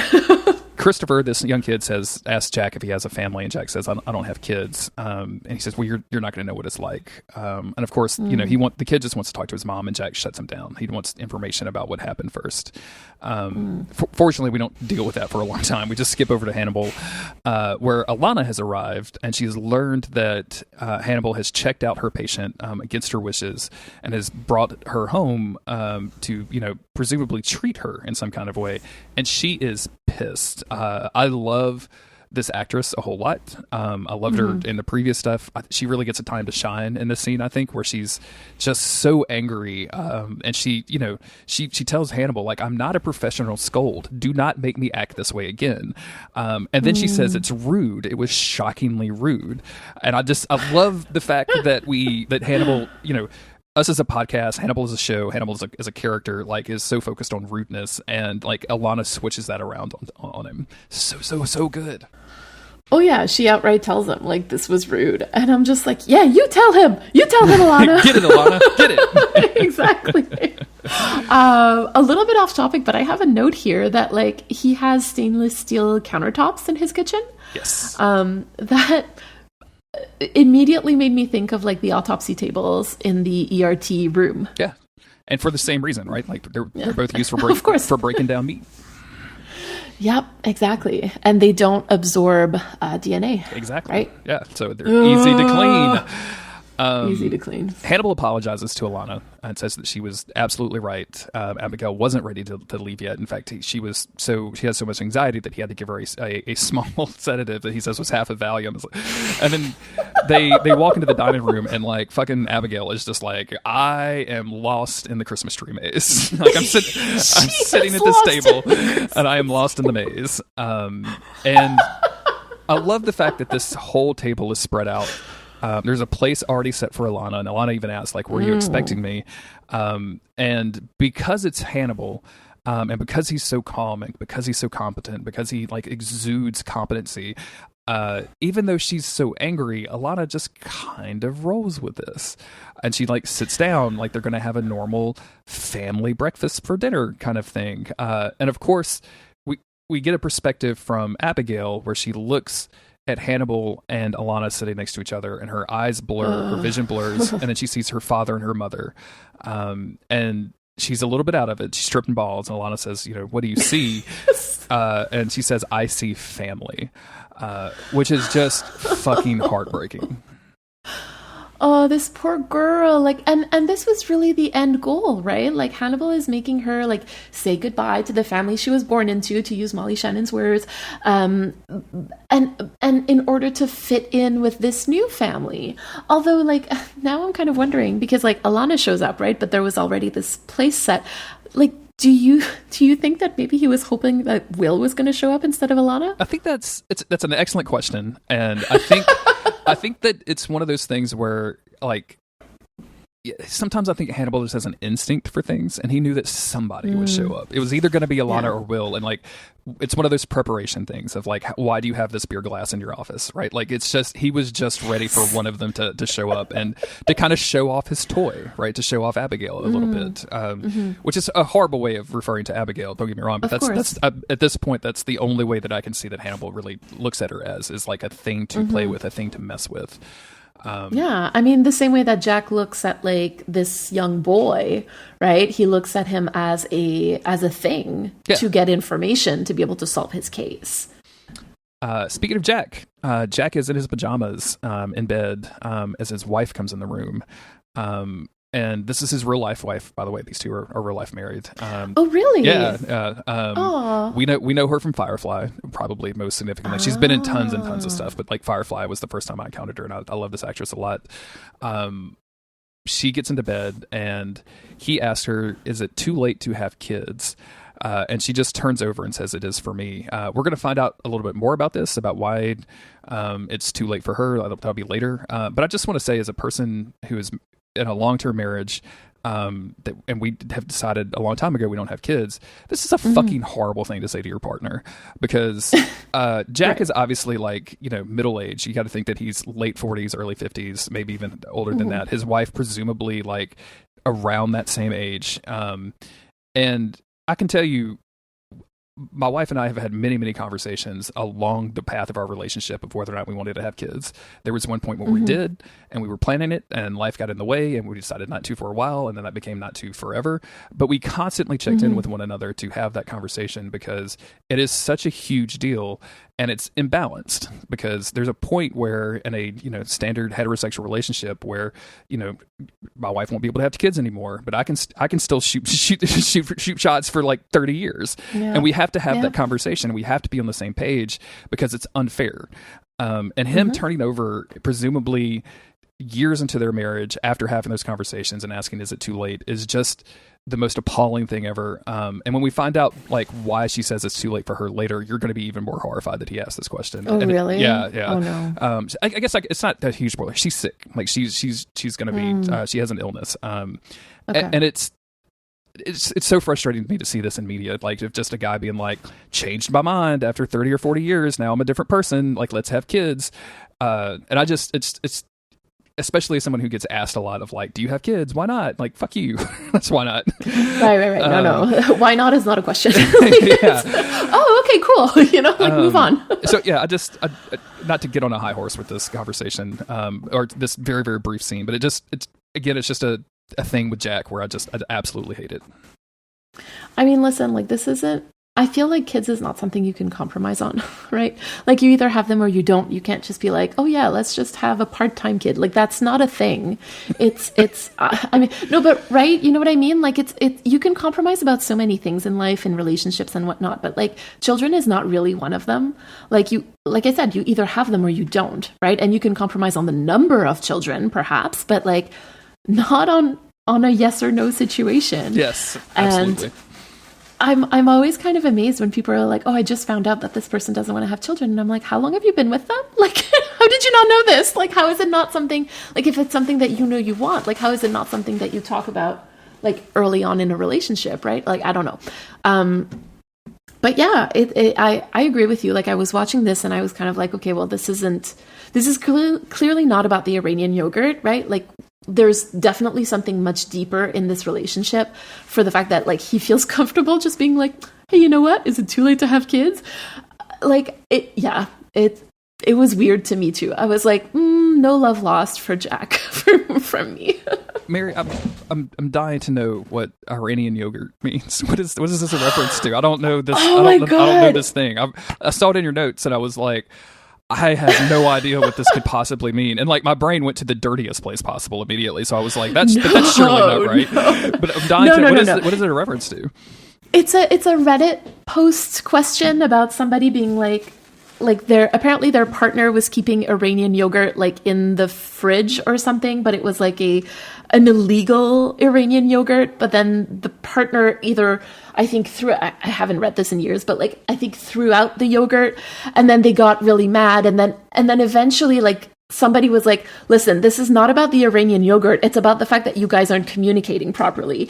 And so whenever there's like a big fight about something, I'm like, I feel like this reason that you're stating here at the top is not actually like the real reason for this fight. Like, let's dig deeper kind of thing. 2,100 cups of yogurt in a 500 square foot studio? What is you this? Looked it up? Yeah, absolutely I did. Go. Absolutely. Exactly. This is... There you go. We'll have to put a link to that actually so that people can read it. I didn't know that this was... Yeah, there you go. The most uploaded post on response to this is, the Iranian yogurt is not the issue here. I hope at some point in my life I find a way to seamlessly drop that into conversation. Congratulations, Mary. You did it. Yes, exactly. You did exactly what this person absolutely wanted. The Iranian yogurt is not the issue here. This is so good. I love this so much. Yeah, and also like the way it connects and everything is good too. Don't get me wrong, but this is very funny.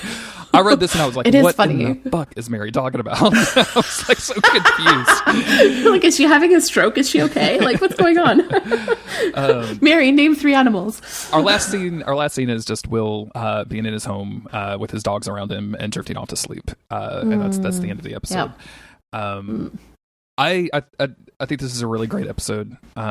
It's rewatching it, and then as I knew this was coming up, obviously, and it's one of my least favorite like quote monster of the weeks. Not because of the horrifying stuff or anything, like that is what it is, but we just spend a little bit too much time on it, and I think the show hasn't quite figured out like, hey, I don't care about this stuff. Like, I want to do the other stuff. I want to do the Hannibal stuff is more interesting than like Will and Abigail and Alana and all that stuff is way more interesting than like the ERT team getting fingerprints off of a video game controller. But yeah, overall, this is a really standout episode to me. And again, like just the tragedy of Abigail Hobbs. So.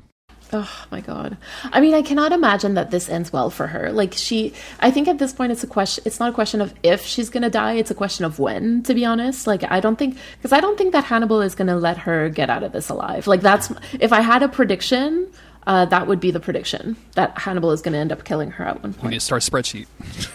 Yes. There you go. Yeah. Any last thoughts before we go into our review section? No thoughts, just horror. No thoughts, just horror. Yeah. I love it. Yeah. There are no more vibes. We'll be right back with our reviews.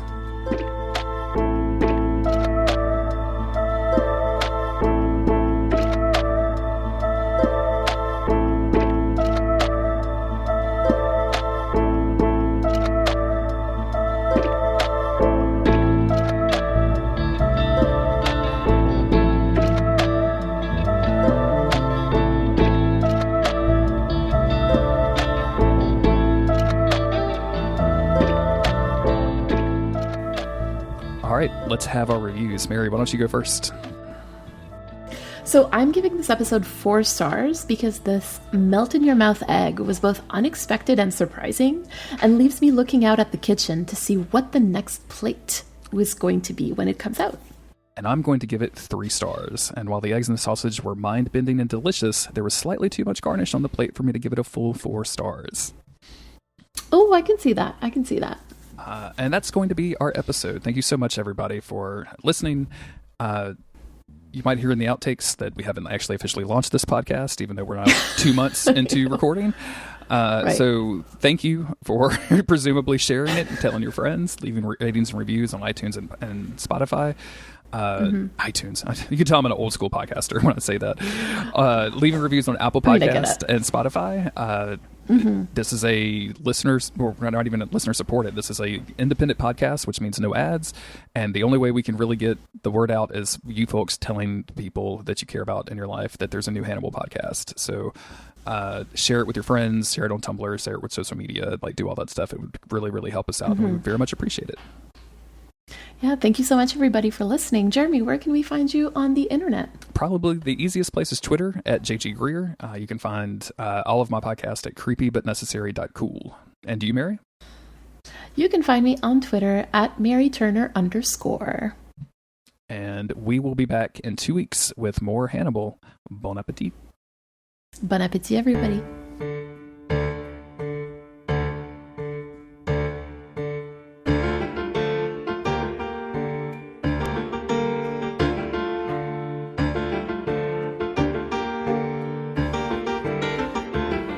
Just a quick 2-hour podcast on a 45-minute TV show. NBD. I mean, no big deal. I felt like we did it's so good too. Like we, was like, and then I looked at the time and I'm like, what?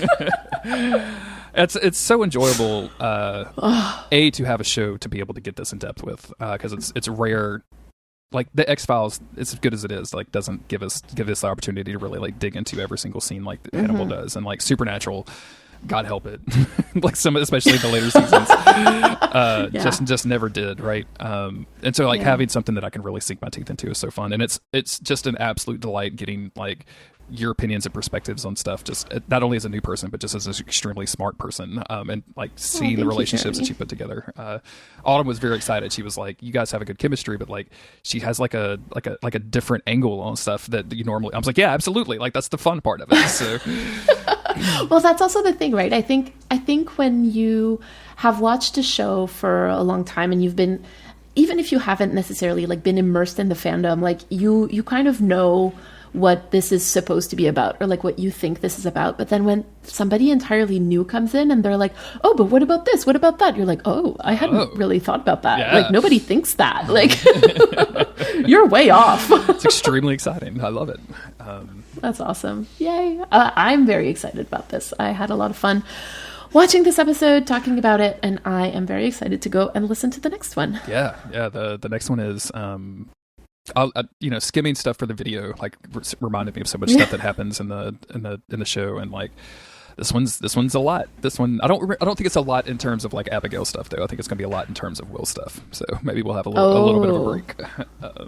Okay, well, I mean, poor Will though. Poor baby. Poor Will. I think you could say that for like that could be the subtitle of the show. Is just poor Will. Yes. So. Hannibal. Poor Will.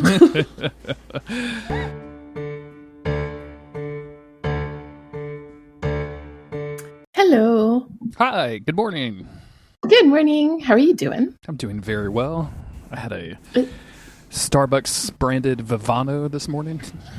Oh my, that sounds fancy. We've been making our own smoothies. It's not actually a Starbucks, but we stole the recipe from Starbucks. So. Oh, that's a smoothie. Yeah. Oh, nice. What's in it?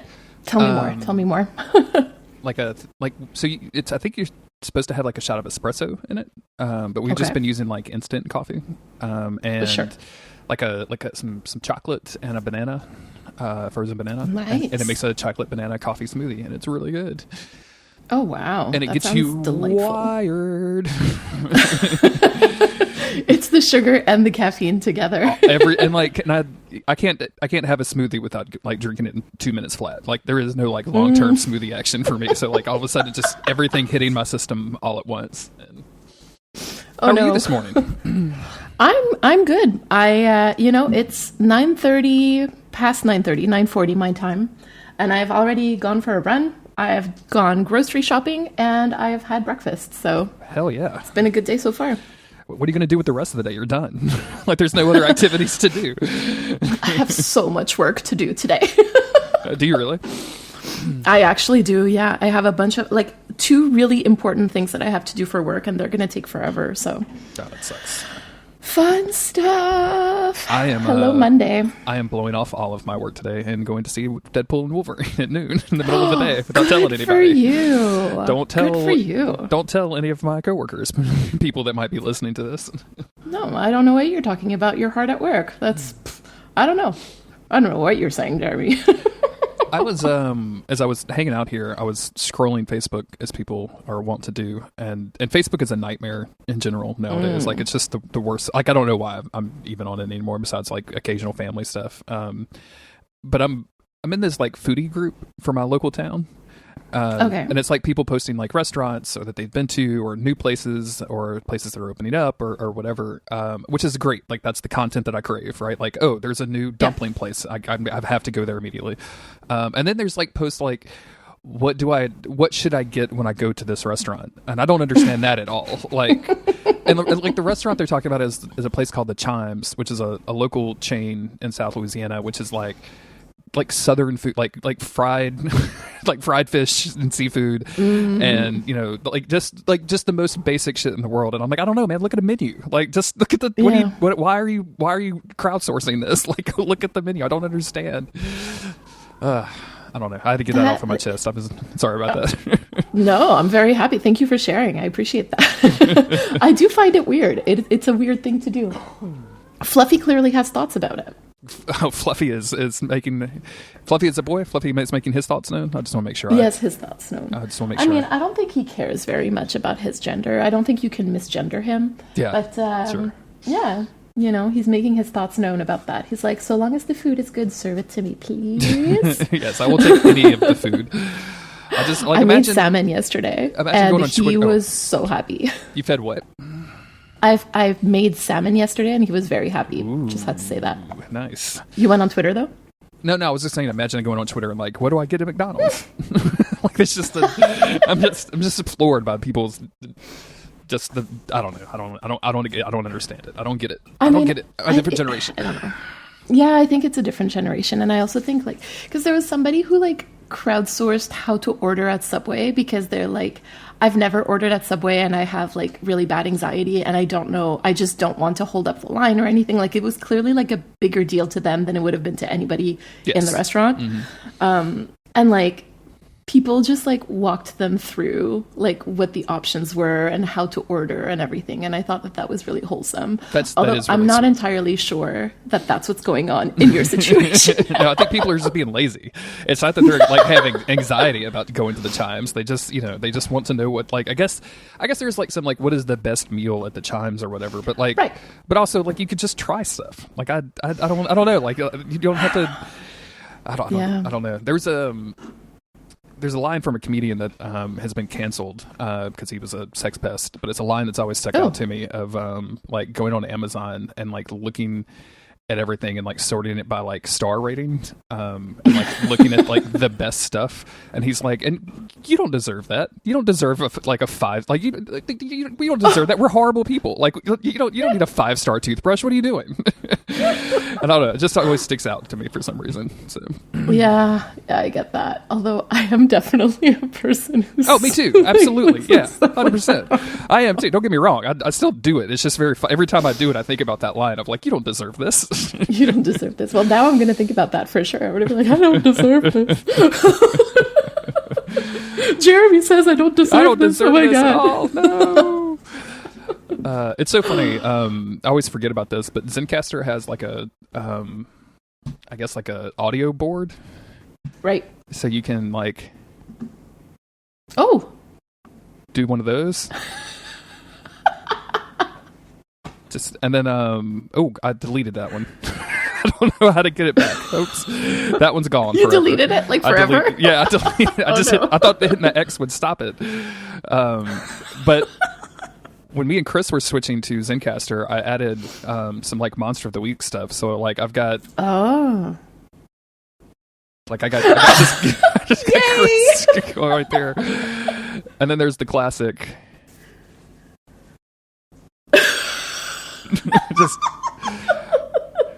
Those are both my favorite moments of Monster of the Week, so thank you for bringing those up. I'm pretty sure there's a video running around of Chris dancing to a remix Jake did of Right on the Goddamn Nipple. So that's Right on the Goddamn Nipple. So funny. My God. I think that's one of those that like happened right as I was pulling up to like the fast food place coming home from school. And like the person just looked at me and I was like, I don't know, man. I don't know what's happening. I was Jake used to have a podcast called The Salt Report that he did with my friends Jesse and I'm such good friends with her that I forgot her name. This is so embarrassing. Humanity Upgrade is what I know. We're on Discord, and I've just completely forgotten her actual name. They haven't podcasted in years, so I it's not my fault. But they were talking about. Oh crap! What is the movie with the like merman and the woman who's like obsessed with him? Aquaman. No, it was not anyway. That one. So I'm rolling up to the Wendy's, and Jesse is talking about this, and they are just saying the words "fish stick" over and over and over again. And like I roll through the Wendy's, and like the chick at Wendy's is like, "Do you want? We don't have fish sticks." And I'm like, "I don't." That's. Let me turn off my radio and order my junior bacon cheeseburger, please. I'm so sorry. It's going to bug the shit out of me that I can't remember that movie. God dang it. It's from like a famous director and everything. I hate not being able to remember stuff, Mary. It bugs me. Merman? I don't. clearly I need to upgrade my The Shape of Water by Guillermo del Toro. Oh, Not really a merman, yes. I guess. Okay. Yes. Say what you want about Google, but you can put Fish Guy movie into Google and it gives you exactly what you want. Imagine if you had just put fish sticks. Fish sticks. Yes. Fish dick? Fish sticks? Anyway. Oh my god. So in our preparation, because right now we're recording episode 4, but we still haven't launched, right? Yes. Just for a little context. And I've finally been able to go back and listen to our 3 episodes, and I'm very sorry to say that I am still laughing at our jokes. Yes, absolutely. Yes. They've already happened, and I've already lived them. So I hope that people are going to like this. I think so. Because I do. Our early listeners have all had positive feedback. So I've shared this with Autumn, of course, who finally listened to the first episode over the weekend. The video editor guru Judy, who I think has listened to the first episode. She was not expecting anything as crazy as Hannibal. She watched the pilot and was like, "Oh my god, what is this?" Like she was Poor Judy. Yeah, poor Judy. And our mutual friend Mike, I fed him an episode. Yes, and I have a saved voicemail from him that we're going to get into for season 2 because he was like, I watch this. He was like, "This is going to be a good show.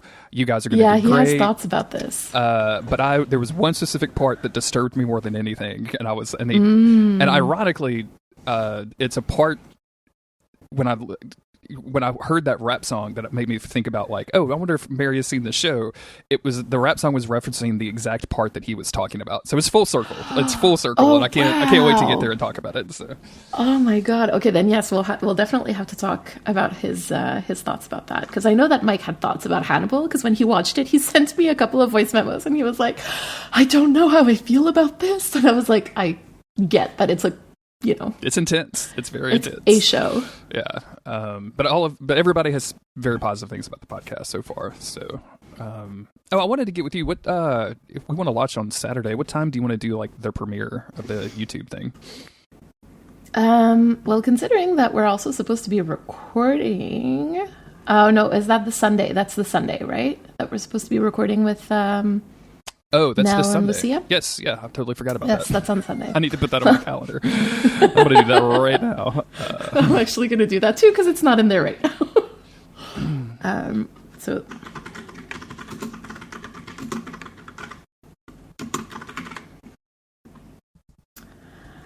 Okay, perfect. So that's in there. What time is that? I think I just told him any time would work, and I don't think Lucia ever got back to me. Is it? I think I know that. Hold on. Let me see. I was telling Nell, because Nell is like, oh yeah, 10 a.m. 10 a.m. Eastern. So for you, 9, I suppose. Perfect. All right. Cool. 10. Yeah, because I said that I wanted to go to my flower guy on my hopefully future flower guy on excellent. Sunday. So I'm hoping for that. And I was like, morning, please. I think I said the same thing. Like earlier is usually better, because I like to get all of my choring out of the day, like as soon as possible. Like my optimal afternoon is literally doing nothing. Like that's the best thing. So. Honestly, I feel that. That's what I've started doing now. I'm just like, if I can just do nothing from like 1 or 2 p.m. onwards, I'm happy. Yeah. Like I've seen my neighbors will like start mowing the grass at 3 p.m. and I'm like, this is the hottest part of the day. Like, what are you doing? Like, were you just not awake? Like, what are you, get up. Yeah. What are you doing? I went for a run this Saturday morning, but it was like already, I think like 10 a.m. because I was talking with my dad, my mom, like a bunch of different people were like texting me at the same time. And so I didn't manage to get out for a run until 10 a.m. and I was dying because it was so hot. Yeah. And today I went, it was like just before 7. Wonderful. Beautiful. Outside. Wonderful. Yep. Yeah. It was great. So, what time? So yes, I didn't answer that question. Do we want to do morning? Do we want to do evening? Like, what's the? Because I like to do. I don't have much going on. Okay. I like to do kind of like midday, just to give like West Coasters a chance, and then also give European people a chance, so it's not too late and it's not too early. Like I try to balance that. So I put it at 1, which would be 2 your time. Yeah. But if that's good with that's you, fine. then that's good with me. So That's good with me too. I'm gonna put that in the calendar as well. and I had to like completely modify the YouTube channel, like change the handle and everything. So I'm going to share that link on social media, and people can like subscribe and all that stuff ahead of time. But without spoiling actually what the show is. Yeah, I was actually thinking about that. We're gonna need to like find ways of doing that, of talking about it without really talking about it. It's with the trailer.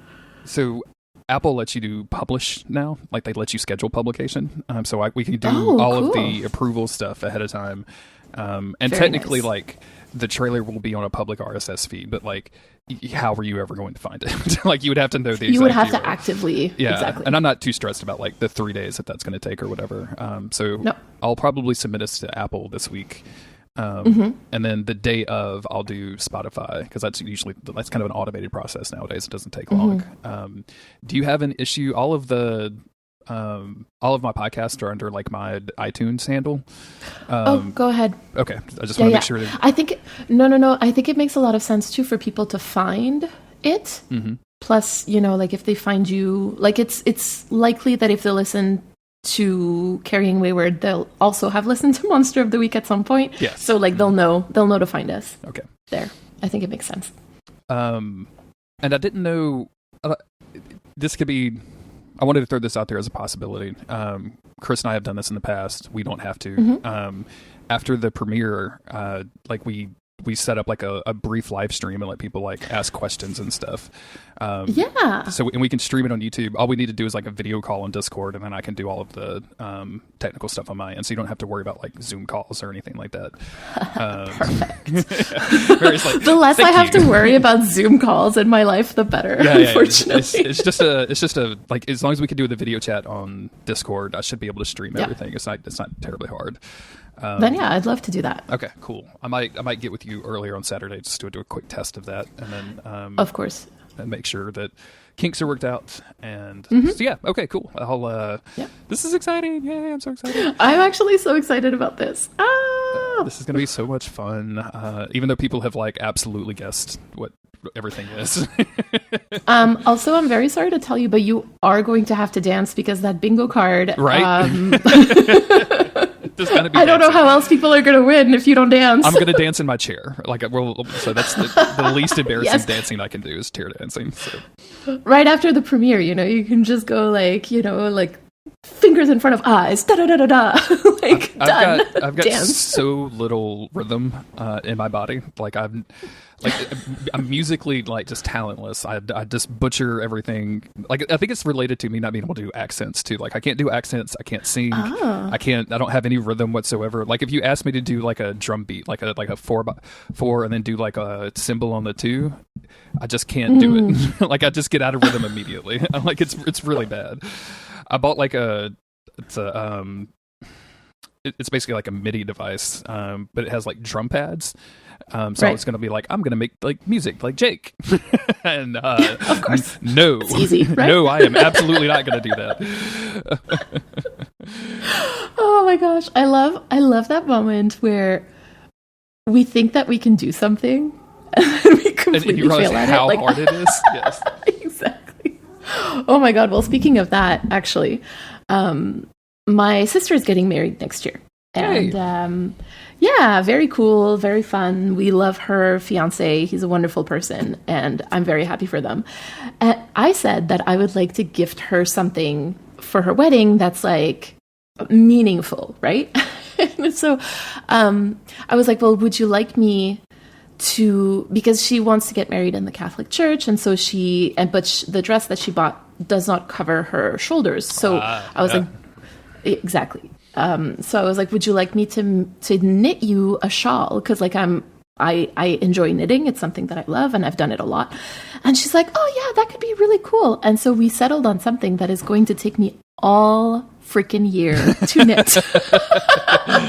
The most complicated shawl that has ever existed.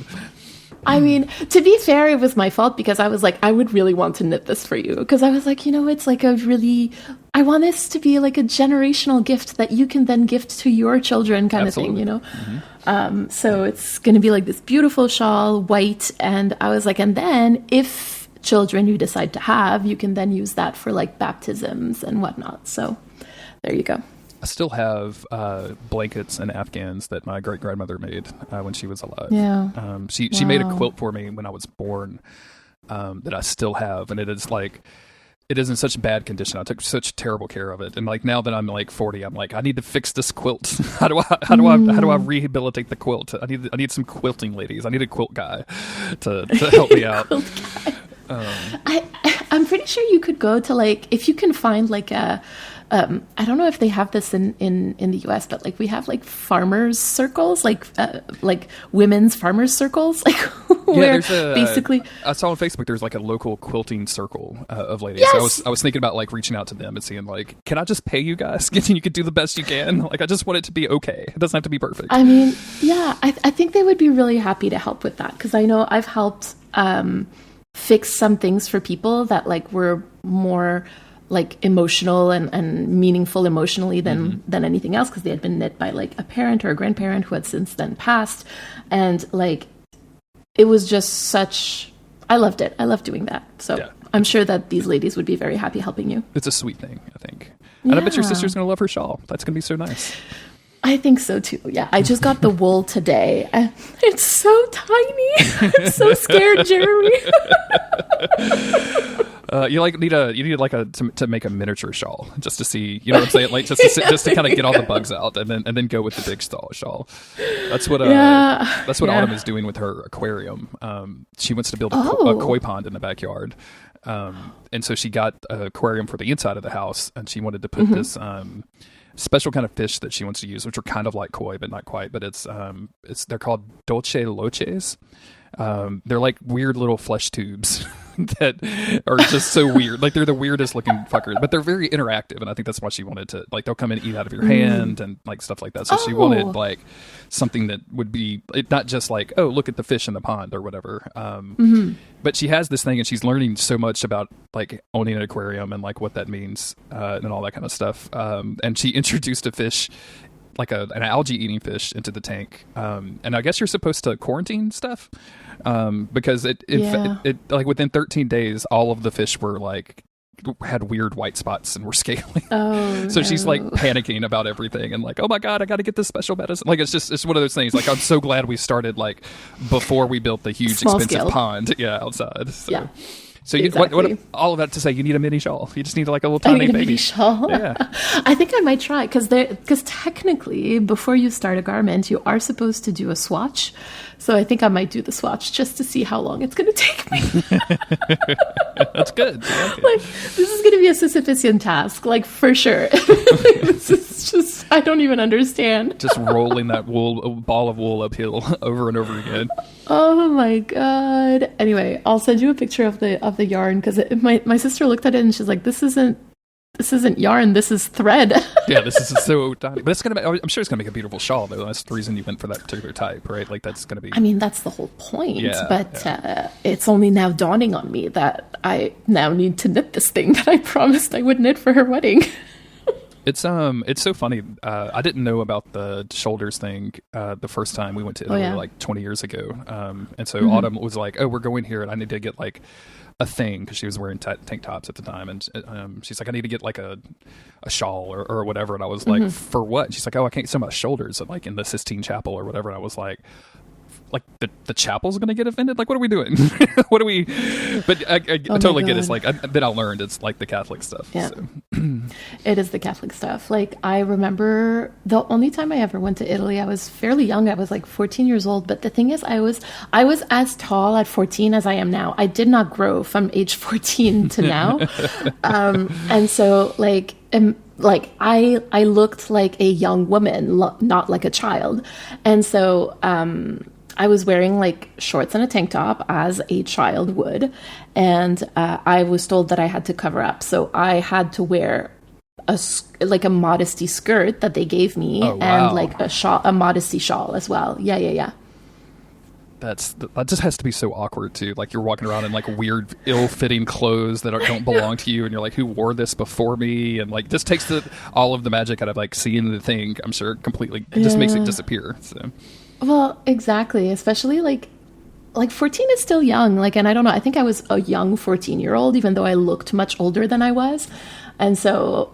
It felt very weird because I asked, I'm like, why? And they're like, because you look indecent. And I was like, what do you mean indecent? 14. How could I possibly be indecent? 14. I'm not on YouTube. I'm not on TikTok. Leave me alone. I'm just a 14-year-old girl. Oh my God, it was so weird. Exactly. And this summer, actually, when we were in France, we visited a bunch of different cathedrals.